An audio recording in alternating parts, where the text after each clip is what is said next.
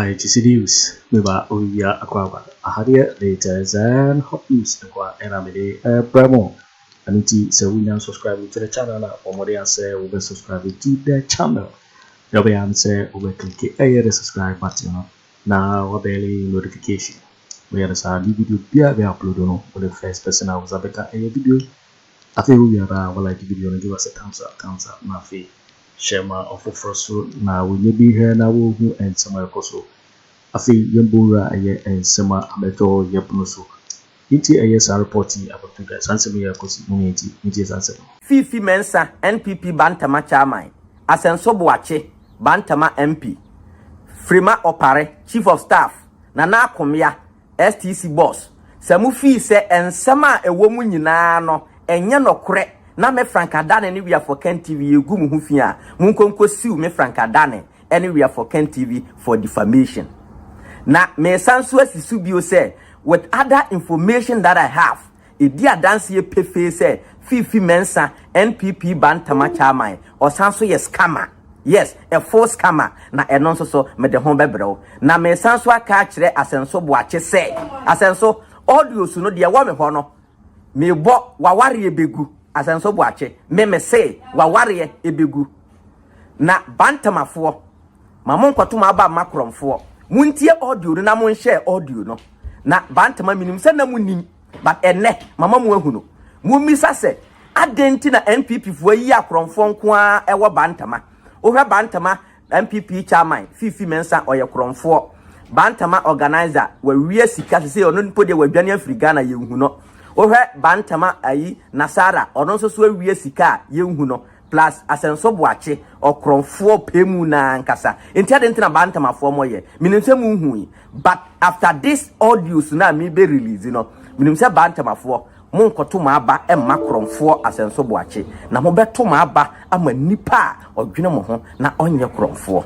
me share Ghana fo nyina abo se fiti sabre ekoi me release audios a edi adanse ye se Asenso Boakye Fifi Mensa a oye NPP Bantama constituency chairman Frema Opare na Akomea eye akromfo a omo aka bom awia sister Barbara ne $50,000 a omo mpese omo betua na enne me starte a release audios no edoso but mema watie ne nkakra wunim se San Fifi Mensa NPP constituency chairman oye scammer eno nso so no eye new development as scammers na nkasa ate ho akere me a eno nso so no fiti sabre ya kwapem se yebeto aba December 7th me the whole information nyina bebreo na in fact ade a me re aho ene se ohwe Bantama constituency is one of the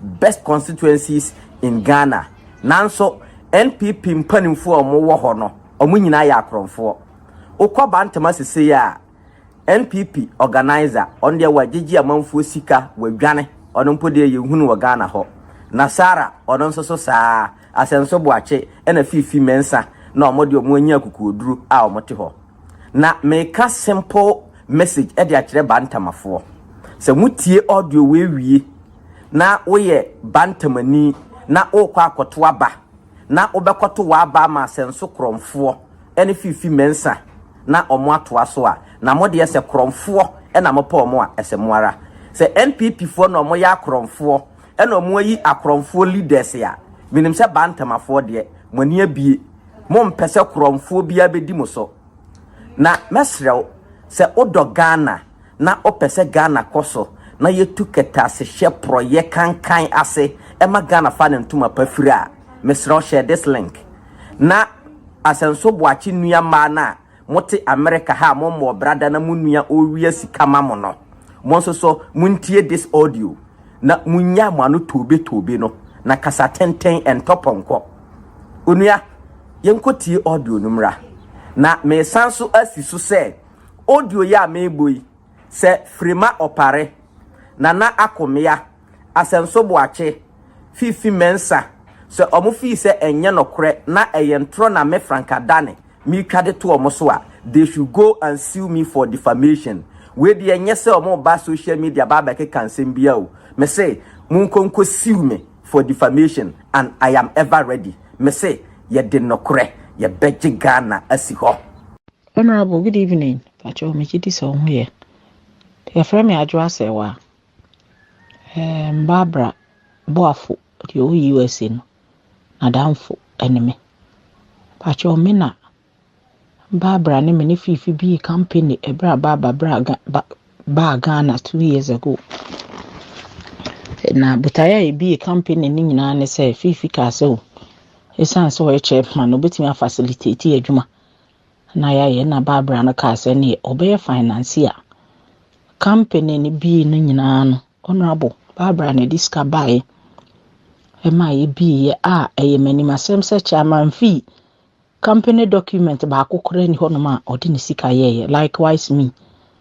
Na Barbara the company name buy enti company name I use ye no e Barbara company. Honorable ye be a company we no. Na ye Fifi Mensa chairman Kojo Kyeremanteng West DC mai. Ti ye call ya ye mai adwuma na Barbara ni Ghana. Enti more or less na ye to say chairman because on nanim STC for nti on na de nanim e call ye. Na omoma ye adwuma no. 10% kura na ye tuap ma STC for no honorable Barbara na disika na baye. Adwuma no from its inception to the last a year we rabana na disika ni na baye a me no disika na bre me ye mani masem. Pacho STC for started so mutu eska no. De ko baye ne say no mutu eska no sope 2010. Na Barbara no so ma meti ase ahyase ne say sika no ompe no sope open boom. Ti honorable mentimi anka nje madam for ne say sika no mutuatua. Na ye ko bi a company account e we na bi honorable. Me ne chairman Fifi pe na ye signatory to the account. Ye mienu. Nti no meti akra. Meti amasamai. Nti me ba kumase a na chairman Fifi check booklet no because me ne mienu na ye signatories. Na odi ama me ne ma sensan so men sensan na in case enya adwuma foforo bi a aye easier. Honorable, before I could say Jack na because ma sensan me part dada no na chairman Fifi Mensa I would draw over 185,000. Timi be kumase na me ka chense chairman say adwuma bi ama me pese me hu the state of sikano because STC for no ma me check honorable na me de akoto account ni. Nti me ko na bi bank okọ find out. Me ko na chese wo yi sa scan nyina wan fa anyehwe. Of course. Sem fa so okura na ewo mo because me honorable scan me yi kakra but me feel say 185,000 say 190,000 edoso. Ti me ni chairman Fifi nya banta ne ya kasakasa say Barbara adwuma ne sika ni nyina honorable o de be share me sem and I will not dispute it. Enti se sika no bia me raba no ba Ghana I am liable so obebusa me sika. But no where me what bank statement from NIB a e che say why yes withdrawals ni nyina wo di sha no. Sa withdrawals na wo yi ye ni nyina wan fa anye hwe. Wan fa anye bibia abrepo adwuma no honorable ye sha asie mpo ye dwi asase no so Barbara diska bre me. I have every receipt to that effect.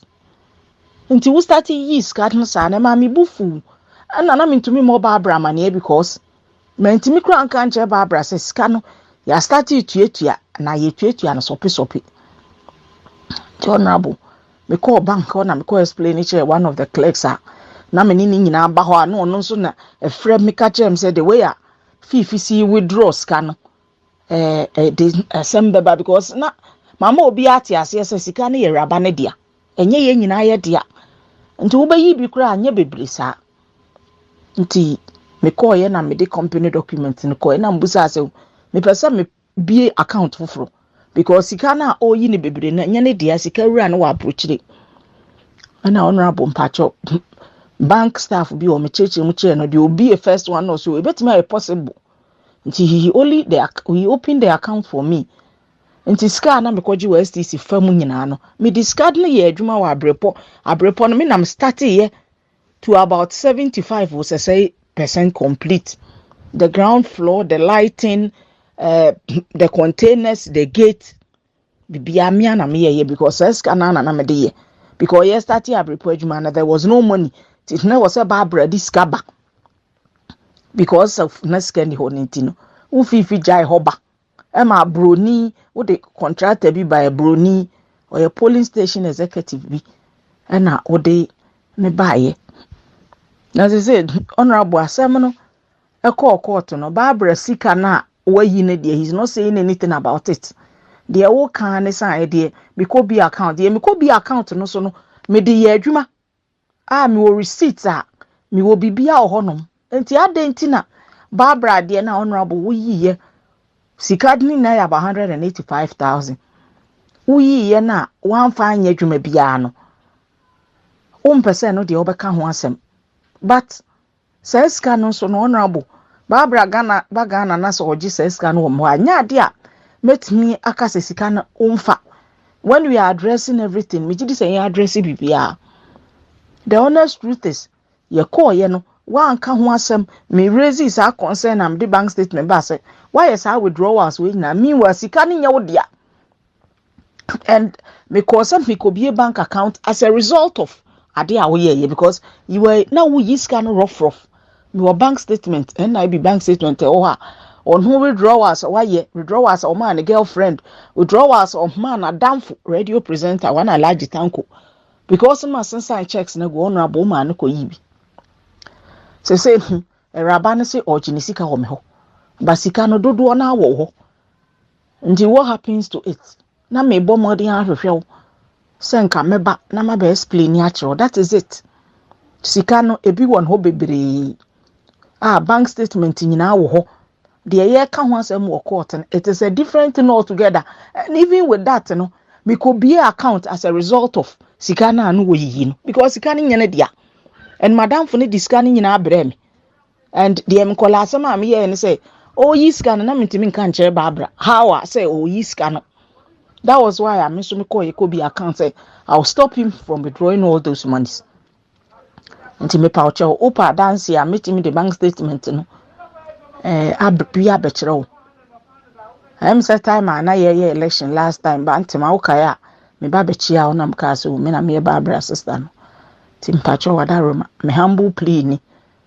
Nti upese ye hina ye hia me ti akra but anytime bia obebe kumase no I'll be gladly available meba na ye hina ya tenase madam for no tete because in as much so trust me odini sika bre me no sika no dodo na wo ho and unka ho hwe upese we wani free ho eno so de enye yi tina mpacho me ye odu ya ma onabo pacho me das wetimi afre na na Akomea so de na wo kan ene me kasa na Akomea no kura na da papa na wo for things chi a wo chi mi tun no nyina no so la me ni dia se me yeki na me ne kasa me ni o mu nyina me ni accountant no I see o mo no kura no enti I see lawyer no kura na unse Barbara no ni fifi mu tro letter ko ICC o say men ka company no bi but they know the me ni echi because o mu me fa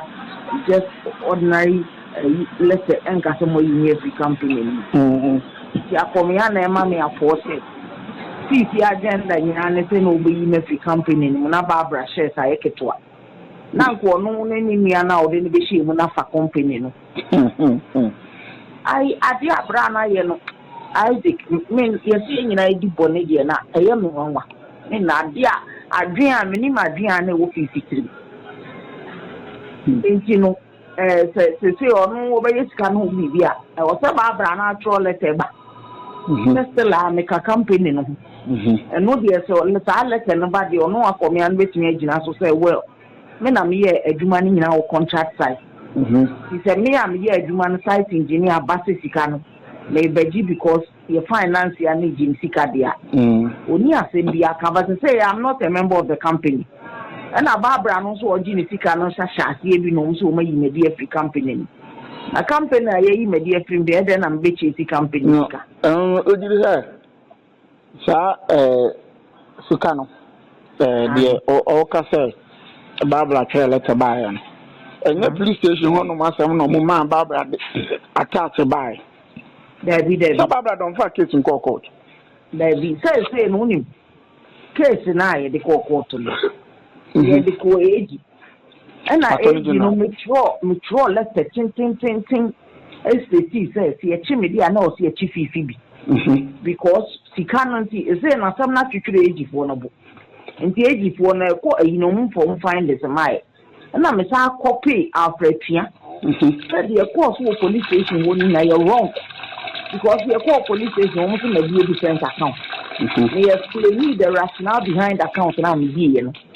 And I'm a deep bank statement attached say he can see Indians will be say he also ought to be arrested. So at the court of honor, Ujina Dakamono, Utimima, Judge, no. Yena Dakamunka say, die a freya, almost Mamma Bill, and not age for Abaji Docketina. After you say, Yadi and Manson and Yago, so much raw a baby. And the age for no crack, I said, I don't know. They no man to police station, not just police for no coban. Aquano Mkoye case, man, district superintendent, you won't go for it. Me no correct, me persema bow. Na yashani yaka. Asamu no Martin and a fish in Ankasa, a police ni. Our was central, we no man a chill. They say for retirement. I find them in a cooperation. But for retirement, they were in charge of legal affairs in Kodia. And I'll catch them say, I want to retirement. And the only thing in your home field goes for retirement. I do that's where you know they are. Combine picture. But they say, no, age for no, age for no boss. First, at the end, maybe arrest not a non void. Because the main statement I'm a gap at here discovery, I'm a back in with statements, you know. DNC no chief in the answer. And now, yes, that's all you say. Oh, evidence I'll be to my provider say she carrying in a Wufifi. I was Barbara now crowd statement to me. Barbara now bank statement to me. But the matron said. Checks are all signed, 50 acres, 40,000. I want to home. Who was evidence? As Barbara knew who do say now, oh dear, say, oh no, well, I'm no of a casai. A catcher and say, what on a casa, oh, can clear, oh, what Rem says, you can 30,000 a war. 30,000. Into which means nothing I see can in I 2,700 and some. 270. Senior can account 70,000 a community are you. But also, a community no matter say, yes, I mean, a quarter Bermutina scan what's not some. And I'll no less than a name so may mediation company. It's a Munya who's still made us a member of the company. But me and strategies lawyers natural politics. Now, Umer release this scanner, and Umer release this scanner. This is Barbara, the power of attorney back. Power of attorney, the cell water. Into the Atano Kojina Fiji, Atano Kojina Fiji, Isaac, and Indian and the Amanko for Mahami. May Barbara and no Oma, and no more be premise to Denmark. My mistake, no, who's why you mistake because I've reported you man and free moon away now. Mommy, I mean, my Juma at 20%. Mommy, will be there and 20%. Mommy, Uti, she said, if you know so, she cannot. If you didn't want the Koshab report, you mem. And you're credit. Yes, Matthias and Mamma Uti. Me say, me catch the sister and say, me young Kona, and I'm not so man, case with me, Kevin. Say, same way, it can never be possible, say, over to me, I recording the amass, and so I indicate 4 times, me and 4 times I did. So, into the SSR, oh, yes, you see, apa, dear Bako. Make sure, say, over to my provide evidence, be a making crown will be and I say, dear Bako. Can you come to any police station? So there be a chief if you are. Also on my site engineer. Thursday no. Pacho uti. Picture pa. Thursday no. Saja no quiet in a quadra. Also be amuso on the site engineer or ye money na. why do you say so on company no at this crucial time? Now she is the same person who will lead you to go and collect all your money. She is the same person na ye adwumananti. First is if work kata hama anyini ya. Ono na be counter say me to material we na ye nti no. Some mutual letters some yi na di it is neither here nor there. Ti judge ne kan ko to dem say me pa men counter. That letter na o mutual WhatsApp so we dey yi medi no. Na me decide say me nye. Nti one lawyer be call representing bank for no kusi. William Kusim work court no almost work court. No catch me say me pa man so we dey obetwe man na say ho nyame. Omo no mti o mayi me dey campaign no. Me ha me ho. But one day they will need me because me na mkoye adwuma ni nyanti asamba ho a I am the first point of call.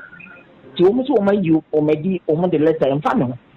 Ti say me say ade a nka letter bi analysis wa nka I dey ka make me no wo kura akọ. Akomea no me call the office and we run office time dia. So the only thing say Barbara na yemi hunu ewo ehọ na say she will write a letter claiming you are part of the company. I now claim so say sika no de buy na o de bre me na mde adwuma no. Say o ji ni sika afiri ho. Me so me sika na bi o STT. Nti STT for man hu sika na e wo ho no. Na sika na ye na dia. Afema STT ntua mo bia ono ade na tani beba anasa ono aso beba sisa letter no kodi I can go there na me na e bia tani wo kura dance nti nipa ye nyina e beko ye be round table discussion na be suggestion say enkasa de wo kan no se power of attorney no wa atano ho atano betimi atwere by commission of oath for no na but o senka Barbara no so twiro bi so betimi na twiro wo WhatsApp so Barbara no bi aba aha nanka wasan nanka ka peace for no no mabo me ye akwa akoto na no lawyer ansa ase sa say no be at this point she needs a lawyer she needs a lawyer me sira upi anamo bi a wonso betu a ebe ma ye hunu no kura wo mu nyina no I'm sure sir you are ever ready to do it me ni pa ho me se obi afre me to dem akapa ma cho say e rabana gin fom so atum say wa ye mistake bebre me ni problem me dey at the end of the day she can say e ne dia na no kura me gin onyam yanim site sika de adwuma nyina nkudi nsu a eto ye kura no obi a wan city ni she can never claim say or the sika she onim say contractor na oya abrepo adwuma no even when ana 50 man sika na 50 aka check contractor so o me kan check say o man 470 million why am dey snap any kosia e friend boni na am dey call ni fie won option so na am say broni so 50 for one city man now so what the one city amount me di me kuro mu nsu e hwa nan sister say wa meka no kure wa am say ade na mo yesa ade no ma usika no so wa ma usika if no who say whatever you want to manipulate it no wo man a chance into Debbie obeto wa free Barbara nchen so what I say so that she can dupe the lady it's not fair Sanya ma we dia bo empada na Isaac Western housing who are to on for register Western housing wa for register Western housing 9,000 no krasa bi enu 9,000 papa uji girl 35,000 say Asenso 35,000 next say only Asenso ni na bi kanana why adin no registration bank kwa na register osi Western housing certificate me see that me can check koka me can check koka what adin 35,000 enye no kure 9,000 and no cry see a new 9,000 papa no cry on receipt in 5,000 now our ye tweet into the empire 9,000 would you girl me see procurement I 100 cedi e wa sokano or je Barbara $1,200 sana ni partner bi afi me na kunto kwa anti ohun said the only thing also yi me free girl no me di na tam ice cafe enya agrofre police or fresh one police for me di na tam ice cafe na mse wo be wu awia kete wo pese wo ye girl no bukata dana no mbi ko eyi me police ni or supposition to intimidate no one wakano. Now see vindication is in the womb of time. If you ask your home, and a man can say, girl, no, me, the why me, man can, I'm a brain yammy. Why ye be ama me papa, but when ya hotre. In all this, and I was saying, a girl in Gyamfi. Now, Akomea bet me up next gun. Oh, yeah, Akomea say, says the same more tremans. Or no, you are not a catcher of time. No, your position, position. How position the cool, and 1 year in term of the cool position. When you know the Piaka. And Tabra you man, Mukrabe 40,000, I'm going to marry. Me name the state, me call watch it. But me no ask the time and I'm 300 years. Not bad 60,000, maybe to me. Okay, in terms of base $6,000. 60 bit me.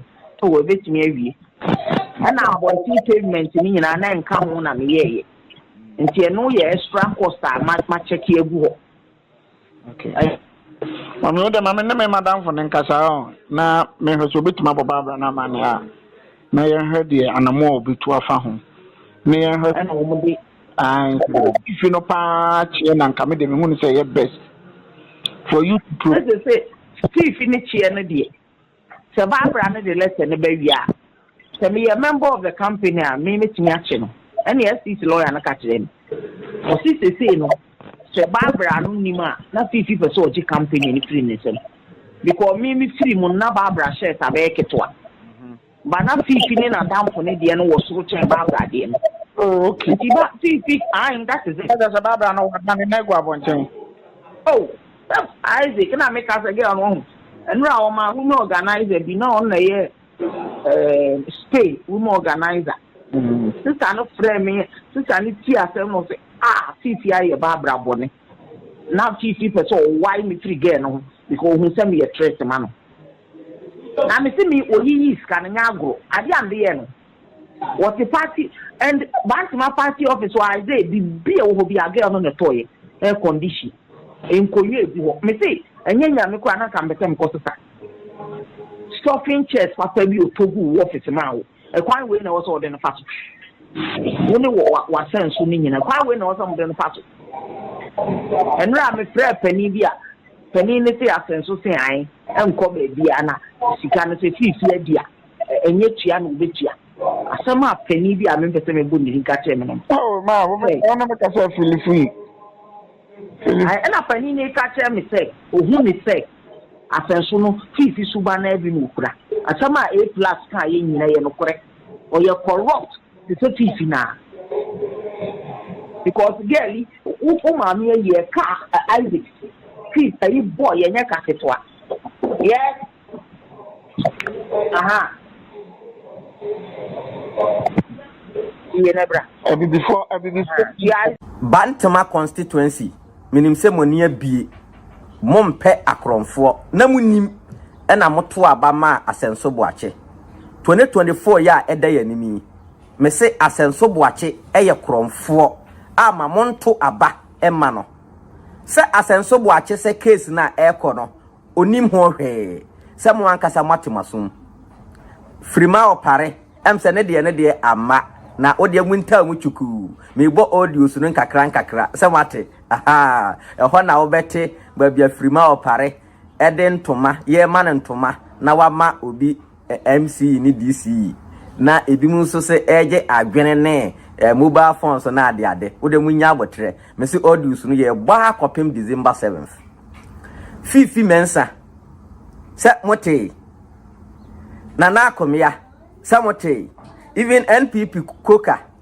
any lawyer kusi ne mpanimfo ahodo ayebobɔ wondin we ya just the beginning no wo de munya abotre na munta muchuku me se audio su no a dozen rough and intina mede mamo me yene nkakra kopem se yebekwa akoto aba na me se 2024 abato yi mamo nkoto ma aba emma NPP ni me se the information and document before me edi adanse pefe said NPP for dodo na eye akromfo awudifo nipa bonefo hwe asema woti ye mi fan se wunya ntensem no kura nyina o but enya ware ho sister Barbara ono na ye company no 400% financier fifi mensa uwansi dinim ukobonim sister adwoa na okasa ye no ni 1 cedi ni kobonim de nipa fifi mensa de ne baaye ni 1 cedi ni kobonim nanso sister Barbara sponsor $50,000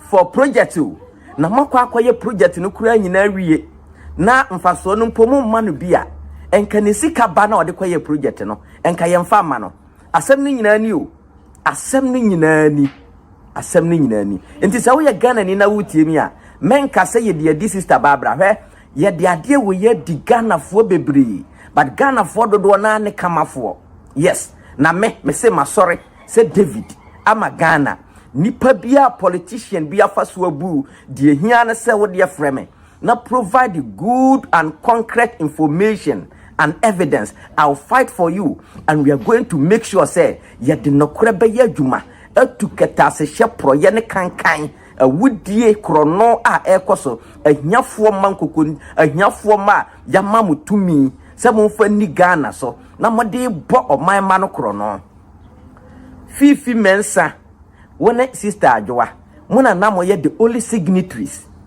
ewo company eba ne sign na wakwa yisika company na wona na wo ye financier o but watimi a withdraw sika ewo mu nyina atimi ama wo mpanamo akwa yi company sika ama Kwame Tanko wotemenka opa amfre Kwame Tanko asem Kwame Tanko ni mu bi meseme me nye propaganda any trongu bibia so for anything me say no currently I am always free and that's why I always challenge the politicians me challenge the Jubilee House titro na nado danko Akufo Addo because ono na ye kromfo panyini ono na tete Asenso Boakye ama Asenso Boakye nso so tete bantamafo bi mo biti se fifi mensa se bantama organizer bantama nasara omunyina abokro no omu adwana firi ayi bantama ho ayehu omo amanfo agege omo agege amanfo sika ye befa police ye befa soldier ye befa ho ye bema wadwuma ye that is the work of fifi mensa and ena Asenso Boakye se ono no onim ho hwe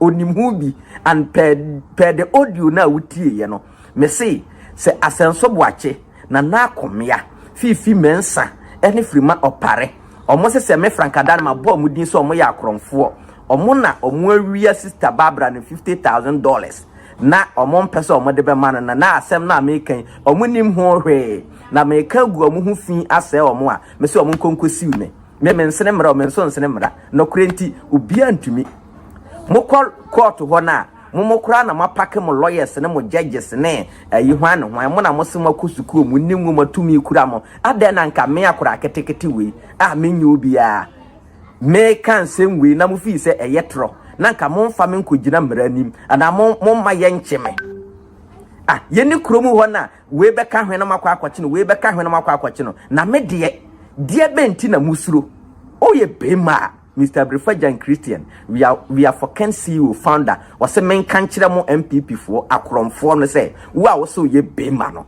Come and try and you see the pepper.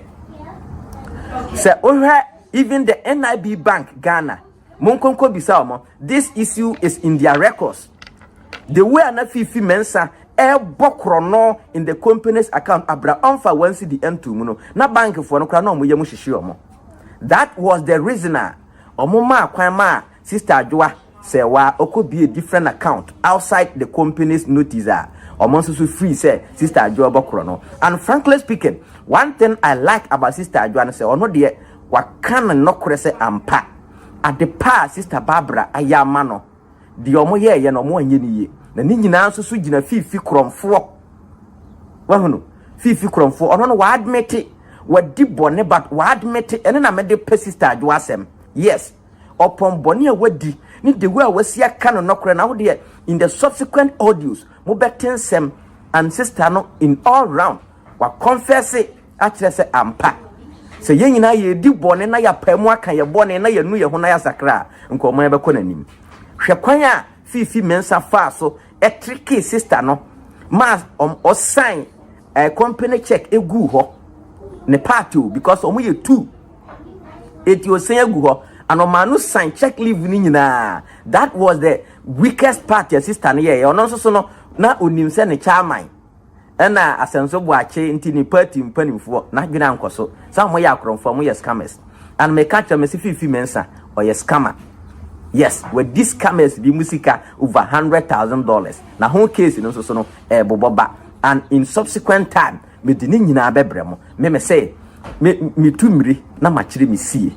Na men tonta through to form fa me ketre ma emfada. Na me say fifi mensa or your cromfo udini ni paboni ni and Asenso Boakye eternity. Na Asenso Boakye ma men kan kire o. Asem we ya ebe. Me so an how worry be good. I'm telling you. Just mark my words on ground because information a ekura me a ewo audio sunum no me di nyina beba na wo Asenso Boakye wa ware begu. I'm telling you, just mark my words.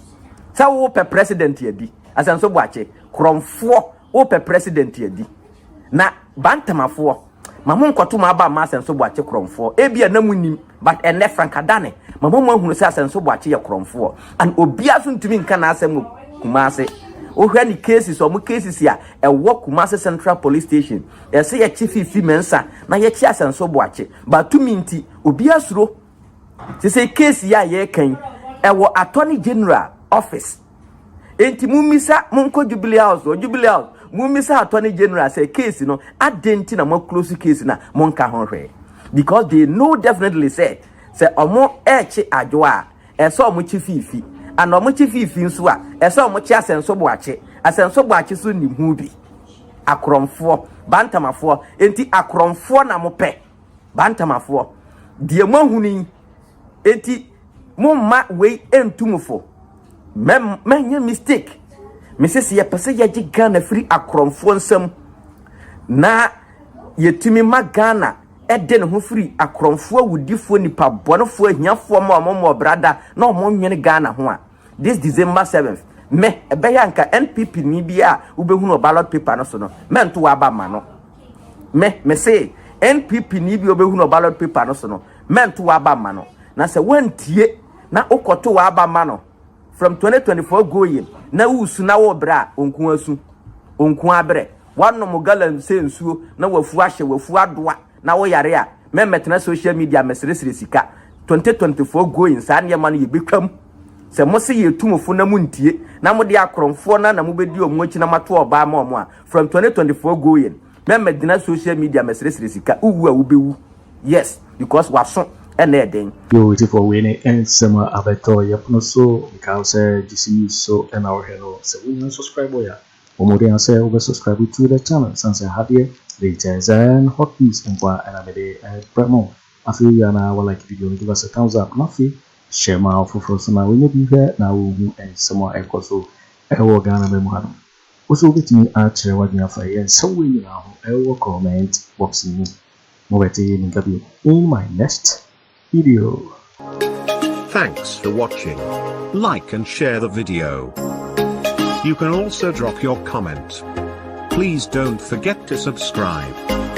Click on the bell to turn on the notification.